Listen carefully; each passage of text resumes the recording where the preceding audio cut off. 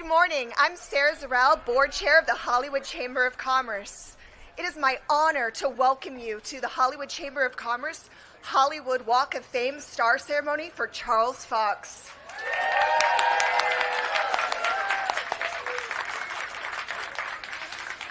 The Hollywood Chamber has proudly been hosting the globally iconic Walk of Fame for millions of people around the world for over 60 years. I'm so thrilled to introduce you to our President and CEO, Steve Nissen, who will be your MC for the day. Take it away, Steve.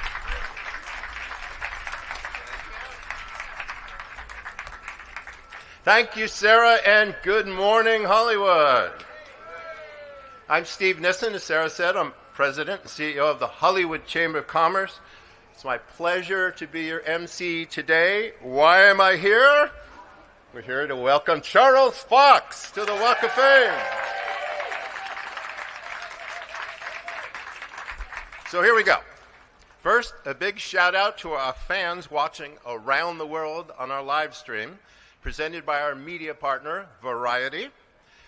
The Hollywood Walk of Fame recognizes achievement in the categories of motion pictures, radio, live theater, live performance, sports entertainment, recording, and television. Today, in the category of recording, we honor Charles Fox with star number 2,777.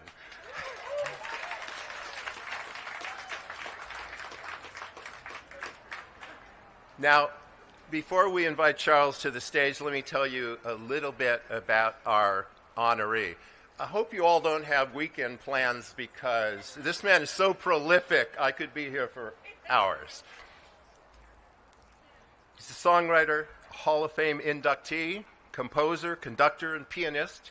Charles Fox composed the music for more than 100 films, including classics like Barbarella, 9 to 5, Goodbye Columbus.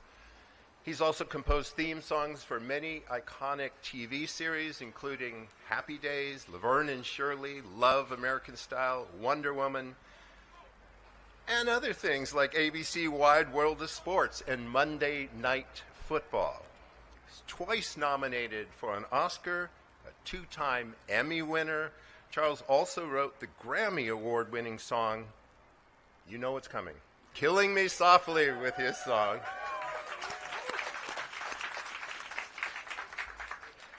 As well as Jim Croce's I Got a Name, Barry Manilow's Ready to Take a Chance Again, among other hits. Charles has composed numerous concert and chamber music works as well as ballets for the San Francisco Ballet, the Dance Theater of Harlem, and the Smuin Ballet, which recently premiered his Salsa Till Dawn and the forthcoming revival of his Zorro Ballet. I know, it's incredible to think one person has this amazing depth. The documentary of his life and music, entitled Killing Me Softly with His Songs, was recently released, very recently, 2 days ago, on April 2nd. And in just the first 2 days, it's already the number 6 most watched video on demand.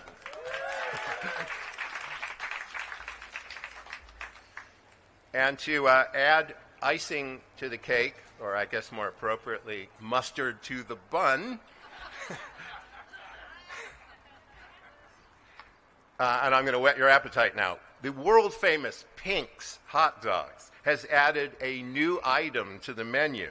It's called the Charles Fox Pastrami Reuben Hot Dog.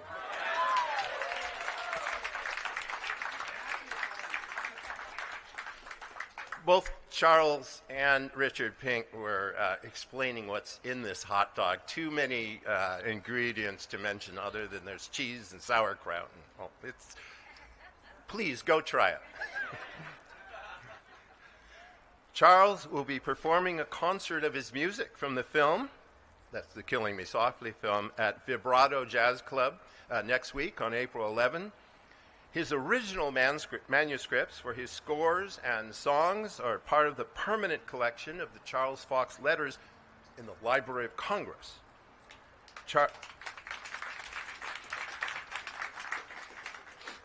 Charles is dedicated to music education, giving back to the community and to his music community. Every year for over a decade, Charles produced an annual concert benefiting the Fulfillment Fund, an organization that mentors and provides yearly scholarships for 2,000 high school and college students in economically challenged areas of Los Angeles. The concerts, entitled The Songs of Our Lives, featured legendary songwriters of the second half of the 20th century performing their own songs. This is a very long list, but an incredible list. Some of the legendary songwriters who appeared in the concert include Burt Bacharach, Carol Bayer Sager, David Crosby, Hal David, Lamont Dozier, Kenny Babyface Edmonds, David Foster, Lieber and Stoller, Kenny Loggins, Melissa Manchester, Sergio Mendes, Neil Sedaka, and Richard Sherman. And on a special note, Charles' star is next to the stars of his good friends and fellow songwriters, Hal David and Jerry Goldsmith.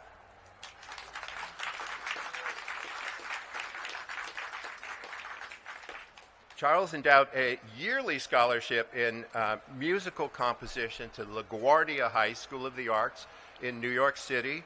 He's also given master classes in music composition at Berklee College of Music in Boston and NYU. He's an ambassador for the Society of Composers and Lyricists.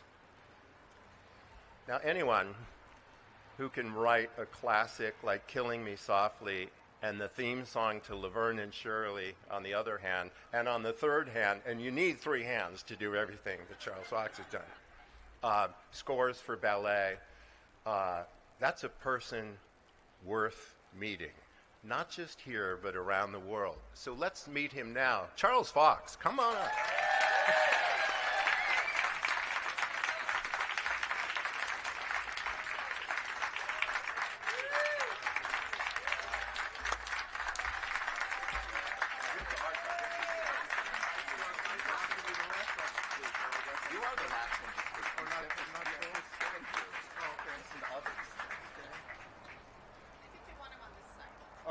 Charles, you're on this thing.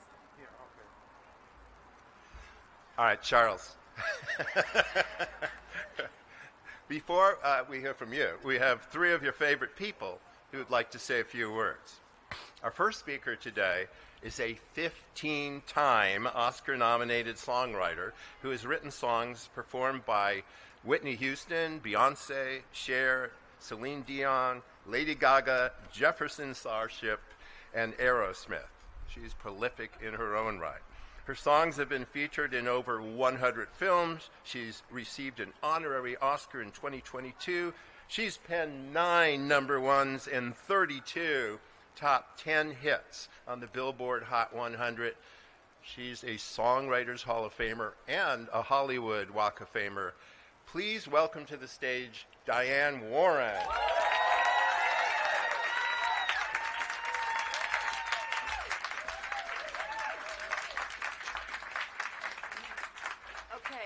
This is so fucking cool. I'm so... Okay, so... Oh, shit, I gotta read this. It's my honor to introduce Charles Fox, also known as Charlie. I've known for years about Charlie's credits as a composer and songwriter in virtually every genre, but I really didn't know you personally for the last 10 years, something like that. But I've known your music my whole fucking life, and I'm so happy about that.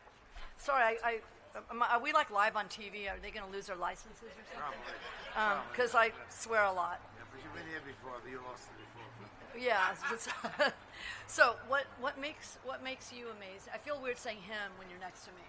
What makes you amazing, Charlie Fox? What makes you amazing is not only your amazing, brilliant, multi-genre, great body of work. Is that you're one of the most kindest, wonderful human beings I've ever met in my life, and you deserve this. You deserve to be walked all over. You're a hero to me. I'm so proud to know you, and you know what else they do besides walk all over you, though, right? Yeah, okay. But everybody loves you. We all get walked all over. This is so amazing. I'm so happy to be here to see this happen. Oh, I'm not talking in here. You're awesome. I love you, Charlie Fox. Don't go away. Don't go away. It's not my time to speak yet, but I am because she's here. So yes, I love you too, Diane Warren. She was the one who called me. We were in Hawaii on vacation with my family, and Diane called me and said, "Hey, guess what? You're going to get a star on the Walk of Fame." That's how I found out. And in the next breath, she said, "They're going to walk all over you then." Yeah, and shit all over you. Love you. Will I come down? Charles, can you face the cameras? Did I? Sorry. She bosses me around too. Don't worry. Okay. Thank you, Diane. Our next speaker, well, let me share a personal note. Our next speaker, he and I were dads in the same Little League. We realized that today. That's not why he's here today. That's just one of those 6 degrees of separation that we love in Hollywood. Our next speaker began his writing and directing career with The Great O'Grady, which premiered at Sundance. Ultimately led him to sell So I Married an Axe Murderer to Columbia Pictures. And that's not supposed to be funny. And a directing deal at Disney for film exec Jeff Katzenberg. He most recently wrote the Netflix film The Man from Toronto, which stars Kevin Hart and Woody Harrelson. And of all the amazing things that Charles Fox has done, perhaps his greatest production is the next speaker, his son, Robbie Fox.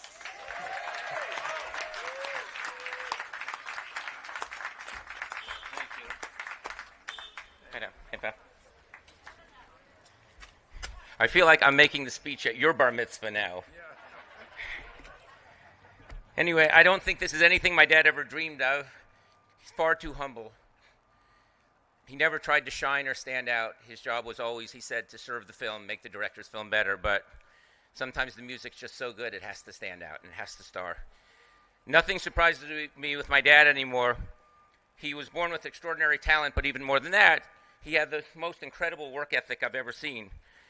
He told me years ago when he came to Hollywood, he came from very humble beginnings in the Bronx, but he said he didn't know how many people were trying to do what he was trying to do. He didn't know how good they were. He just knew that when the rest of the world went to sleep, he was willing to stay up and work. And I'm telling you, he did that. My entire childhood, I never saw my dad sleep.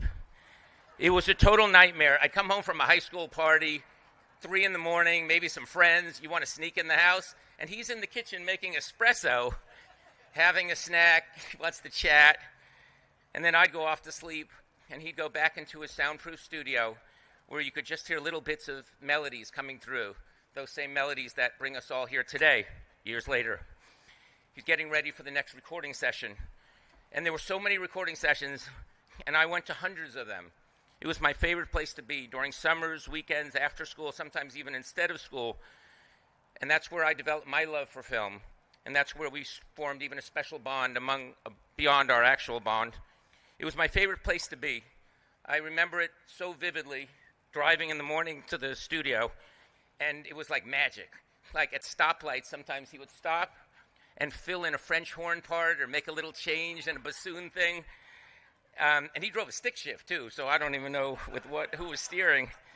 The musicians were so happy to see him.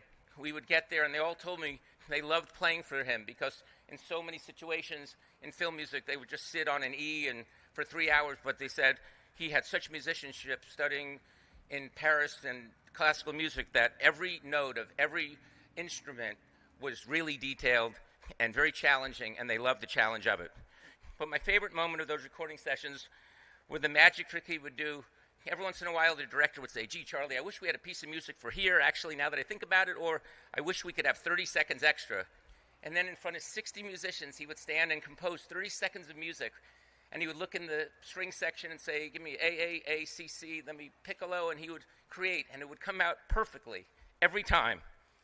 I would stay with him after and go to the mixing and dubbing sessions with him. Sometimes till 1, 2 in the morning, we'd be sitting around the same music over and over and over again, and at night those melodies would swim in my head.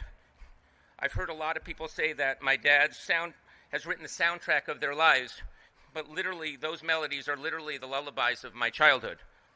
Years later, when I'm in a supermarket or driving around randomly, a cue from a TV movie from 1973 will just pop into my head, and it feels so warm.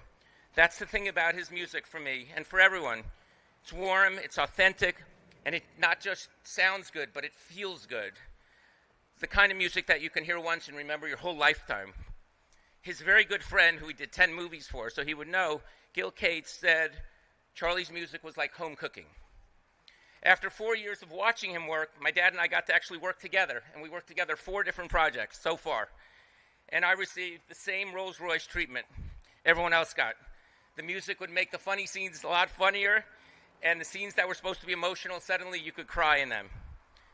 But one special thing that other directors didn't get, on the way to a meeting, we were doing a musical project with the great late director Herbert Ross, and on the way into the meeting to meet the president of Paramount, I heard Herb say to my dad very slightly, "You know, Charles, I don't think I've ever been to a meeting with a father and a son before."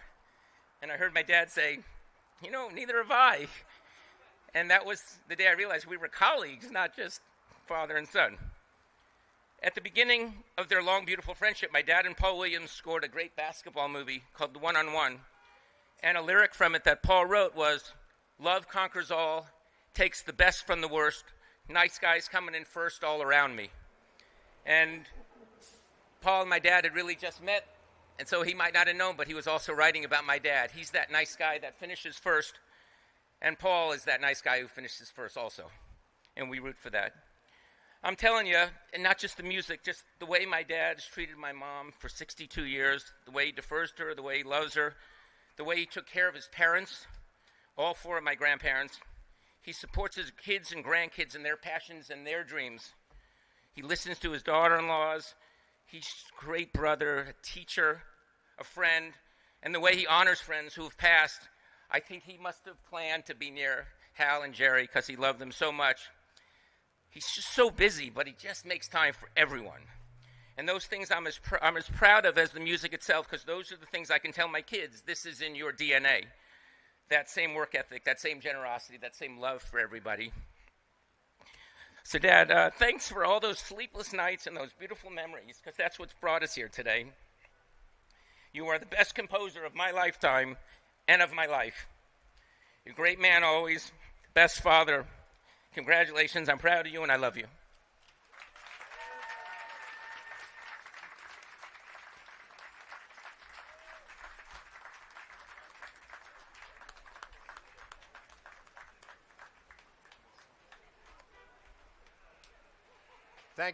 Thank you, Robbie. You not only made the heavens cry as it started to rain, but I think you brought a tear to our honoree and many of us. All right.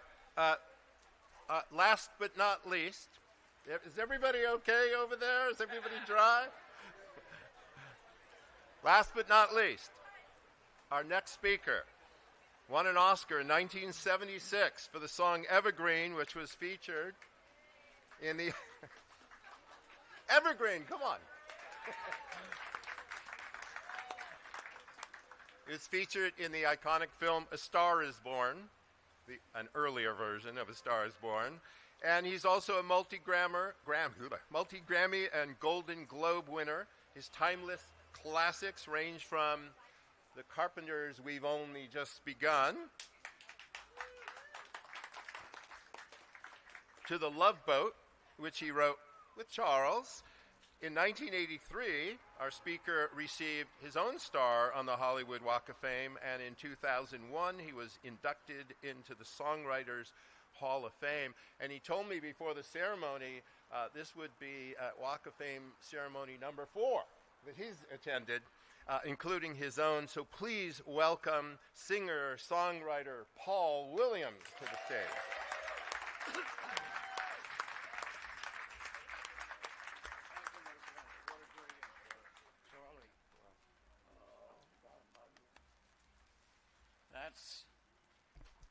That's the best uphill hug in Hollywood.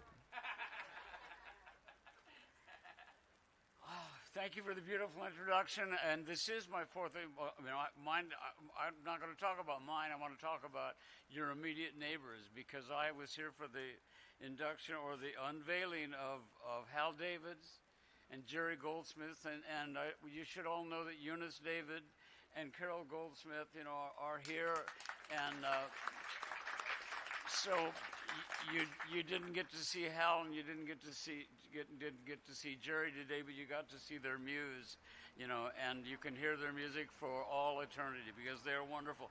Charlie is, oh my God, this is. So, first of all, you have to understand that songwriters are, in fact, the spiritual wing of the industry. We're all we're patient, we're flexible, we're generally spiritual giants, songwriters and composers. Charlie makes us look like heathens. He's the most normal human I've ever met in my life. It's a little unnerving, but Charlie is a conversation. Running into Charlie is like sliding into a really comfortable booth at a deli in the Bronx, and with a good listener. You've heard a lot about what Charlie does, and Charlie's amazing in the fact, first of all, he has a genre blind spot. He trained to be a classical musician, so he started working with Tito Puente. And he's that way, and he's done it all, the ballets, everything. And his music, the lyrics are in his music. When I listen to his music, I hear love conquers all. So it's your heart extends to your music. And I don't think you could ever ask for a better example of the kind of human he is than what you just heard with Robbie. The kind of elegance of kindness, of his pain of passing it on to me in that moment, says volumes about the kind of a father that you are. Almost impossible to get Charlie to talk about himself, and it's like pulling teeth with me too, but I'll try to overcome that for a moment and tell you what it's like to slide into that booth with Charlie. I've known Charlie for 50 years, almost 50 years. And there's an empty decade in the middle of it. There's the 80s. I was gone. Charlie had not gone anywhere, but I had fallen into the depths of my own addiction and my own alcoholism. And when I finally reemerged, 34 years ago, I got sober and I crawled into that booth with Charlie. And Charlie did not say, "Where have you been?" He said, "Welcome back." It's the essence of the man. He made me feel immediately like I had never done anything wrong, and he was right. I had had a disease and I recovered from it. Charlie is. I love the work. I love working with Charlie. All the things we've done through the years, and I love Charlie. I like Joan better. He knows that. I've said. It's always, if you haven't seen the documentary, there's a great scene in the documentary when Charlie begins to wax poetic about Joan, and it kind of goes on, and it's touching and it's beautiful, and Joan is sitting next to him. I don't remember when the moderator or whatever narrator turns to Joan and to get her side of the story, and I don't remember what she said, but it was basically like, "What do you want for breakfast?" It was.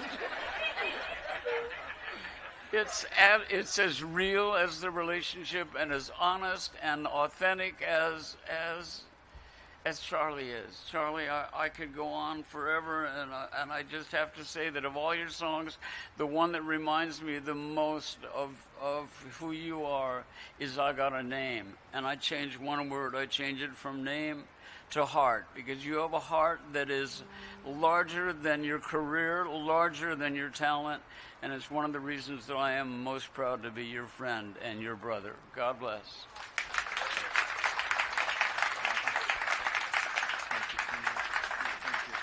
I just want to say, Paul, in all his own modesty, Joan once said to him, "Paul, you address so many people. You go around the country. You speak all the time.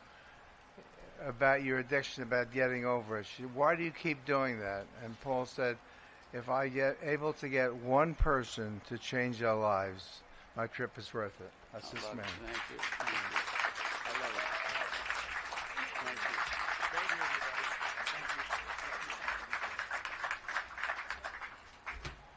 We're getting there. All right. The Hollywood Chamber of Commerce administers the Walk of Fame on behalf of the city of Los Angeles. And even though this really is a street of inspiration and dreams, and you're surrounded by your old friends, you are joining a pantheon of geniuses here. Until today, there were 2,776 stars. Today, that we're going to add one more to make it 2,777. But since we're in a real streak, 10 million people and traffic go rolling by, but 10 million people come visit every year. We wanted to present you on behalf of the city of Los Angeles with a resolution from the city, and to prove to all of you around the world who don't think there's weather in LA, this resolution normally has a piece of glass over it, but the wind blew it over about an hour ago. So we'll replace the piece of glass. So imagine a piece of glass on this beautiful resolution that we're about to present. Here we go. You want to hold it?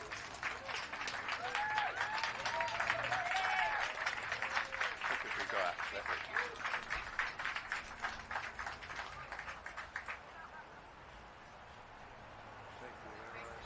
You want to go this way? Which way? Charles, we're going to go this way. This way. Okay. These guys. You know these people.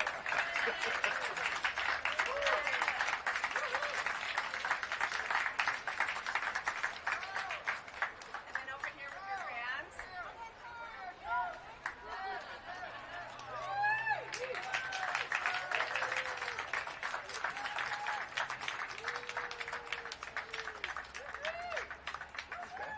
You're going to go back there.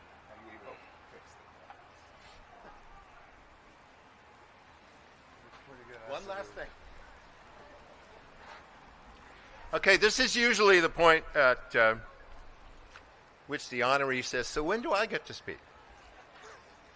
And this is when it happens. So, ladies and gentlemen, on behalf of the Hollywood Chamber of Commerce, I now declare today Charles Fox Day in Hollywood!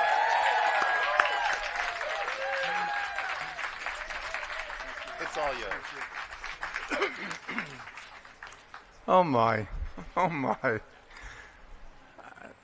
To say I'm blown away is just the least of it.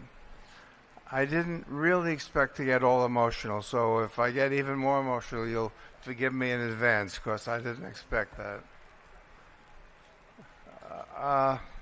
People have been asking me for now days and weeks, how do you feel about being on the Hollywood Walk of Fame?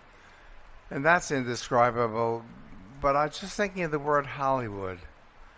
I've been thinking about Hollywood a lot. Hollywood was a place of dreams and hopes for people for decades. People around the world, we traveled around the world, and people look at movies from Hollywood, the songs that are made in Hollywood, the records, and this is a place that really carries around the world. This starts on one street and goes to others, but really Hollywood is a word that's still a magical word. So I know when we first came out in 1968 or 69, the first time Jonah and I and our family, we did all the normal things, including looked at the Walk of Fame, and you see all those names in the past. I think they actually stood on this spot at some point, these great stars in history. Never did I imagine. Sorry. Never did I imagine that I would.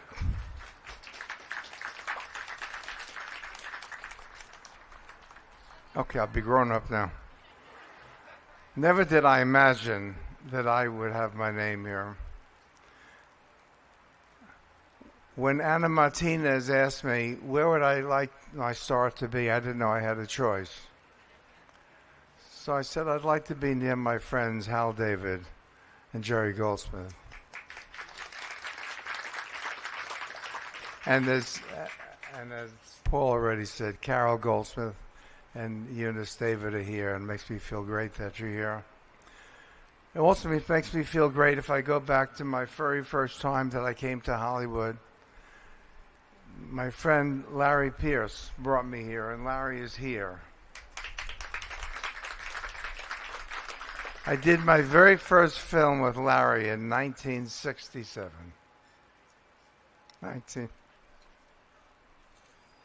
And then he was doing the movie Goodbye Columbus, and he wanted me to do Goodbye Columbus. Stanley Jaffe did too. Stanley was here. He came in last night to be here, and he wasn't well, and he went back to Palm Springs. But I so appreciate that he was here. Stanley called me one day, and the words that remain with me in my whole life, and he said, well, actually, he called my house. I was in a phone booth in New York City. I called home, and Joan said, call Stanley Jaffe quickly. And I did, and he said, I can still hear these words like he's speaking to me now. How'd you like to come to Hollywood and score? Goodbye. I'll get it out. Columbus. And my friend Larry, we did a lot of pictures together. I'm so happy you're here. I wouldn't be here, really, without you. I wouldn't. This spot also, as I determined one day, is also Tim Conway's right in this neighborhood. I did a movie with Tim Conway. He was really the funniest man I ever knew, the funniest man I ever met. We actually wrote a rap song together, my one and only rap song, that he sang along with Ice-T, if you can picture that. Yeah, that's my only rap song with Tim Conway. So I'm sharing a space here with Tim, too, and Paul across the street. Really, I'll have to remember this for a long time is what actually happens today, because I think I'm in the clouds. I definitely am in the clouds. I definitely am in feeling that this great honor being given to me, yes, it's for the work I've done, but more for the work I will do, I want to do.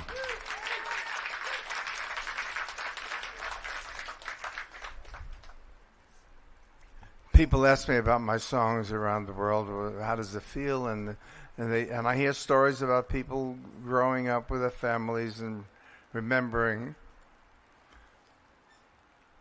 moments in their lives, sitting around watching television, hearing theme songs, and that is such a nice feeling. I just want you to all know it's one thing. You have a hit on the radio, it's great. But when people tell you they remember back to their childhood, sitting around their families, that it is very special. It's very special. So before I get off and finish, I just want to say my wife Joan.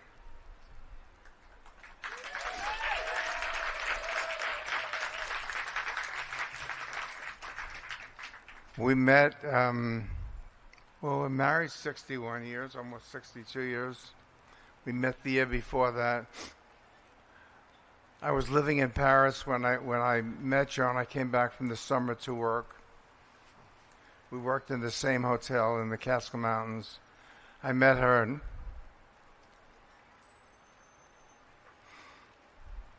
and we went back to Paris a year later together, married, I'll say that. And for 61 years, She's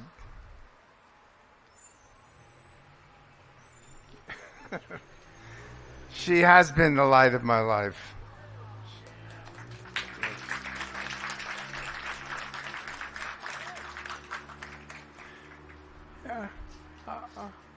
I always say that I wrote the music. She did everything else. She's a fantastic mom, grandmom.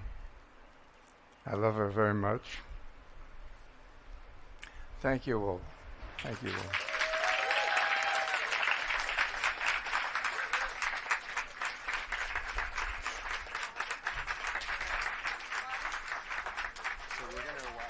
I'll just say one thing. We'll walk down that way. That's not slippery. All right, it is time to unveil the star. So Charles and I will walk down very gingerly on the wet terrazzo here and make our way to the star.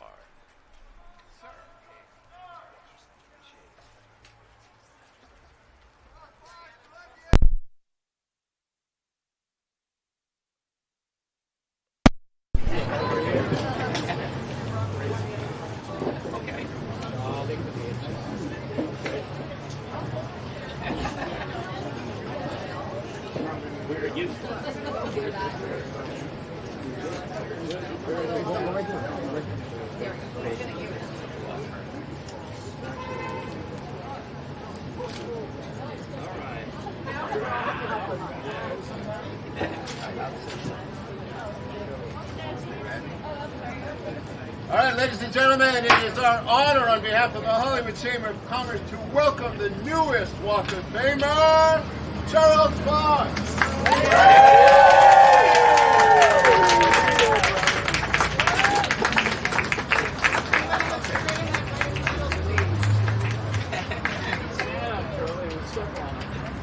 A little to your right. Back in the middle.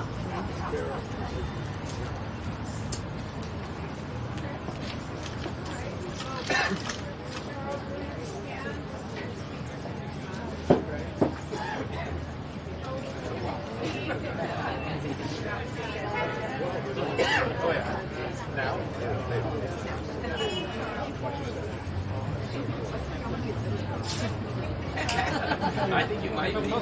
Guys, wait.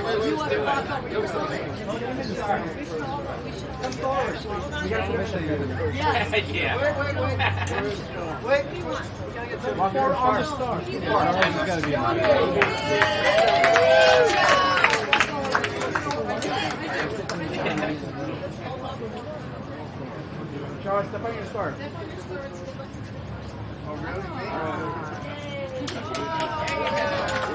He doesn't go many places without her. Oh, me too? Okay, let's go. Guys, look up. Folks, looking up while you do that. Looking up. Looking up. Look over here, Looking up. Jazz hand. Yeah. Jazz hand. Oh, sir.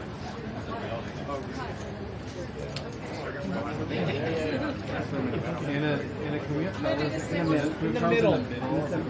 With his wife. Yeah.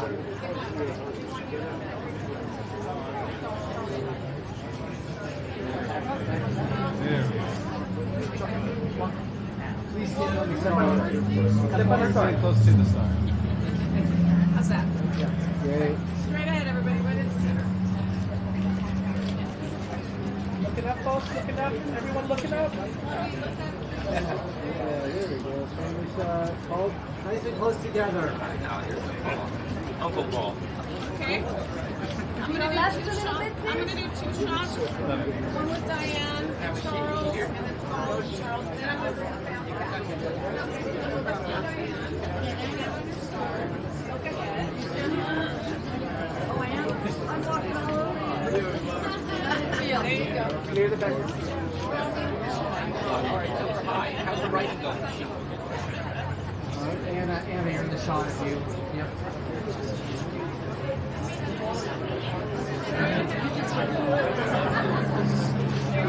I see my dad. No.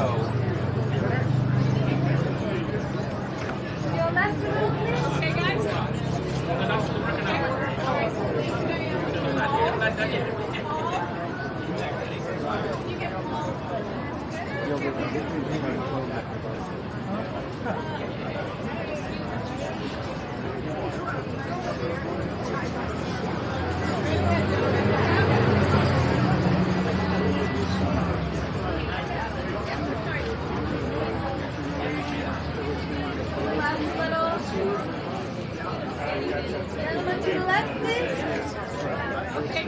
Folks, right here. To your left, gentlemen.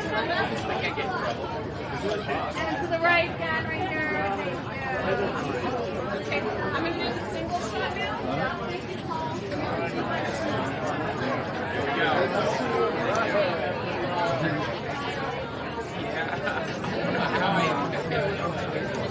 Right.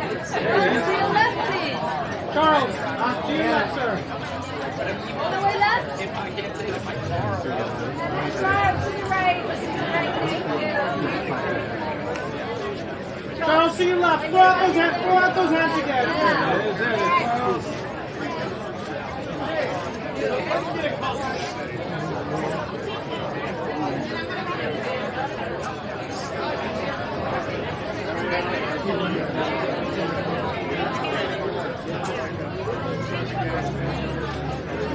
Can we get a single with kneeling? Can you kneel?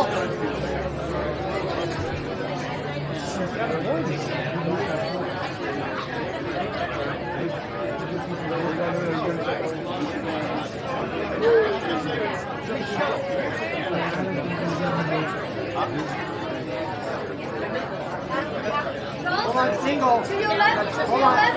Hold on, stay there. Anthony on the side. Look to your left, Touch please.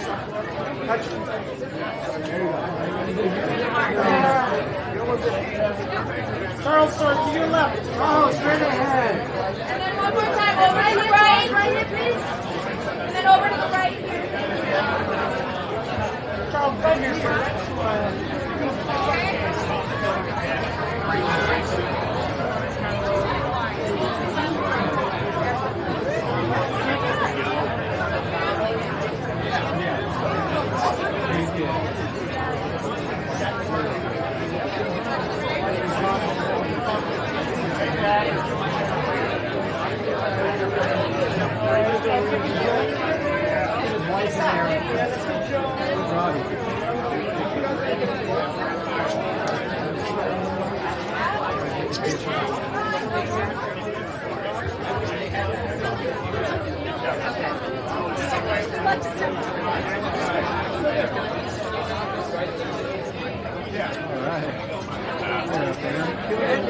Next to his wife.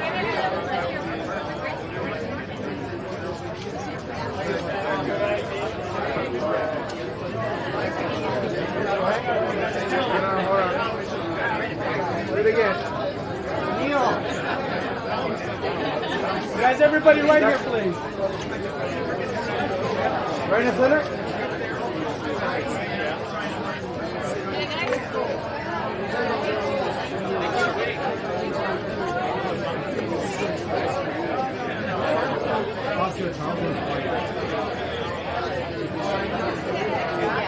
Anna. Charles and wife.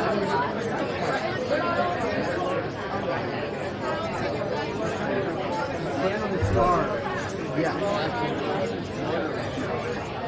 Miss. Okay, guys, we gotta clear. Stand on the star. Timothy, no stand on the star. Stand on the star. On the star. Nice to see you, pal. Okay, Stand good. on it. Stand on the star. Everybody. There you go. There you go. To your left, please. To your left. Charles, go over here. The lady in the background is in the shot. And then to the right. Right here. Thank you. Charles Jones, please, right here. I guess when you do this like that. Charles and Jones. There you go. And one over here, please. One over here.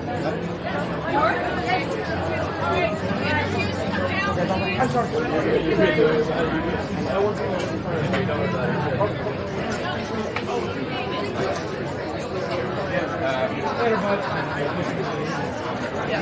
Later, Sussman. See ya.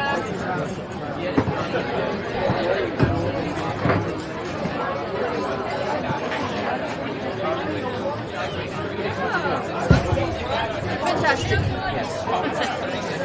Hey, you're welcome. I assume so. I asked him and he did not reply yet. I really assume so.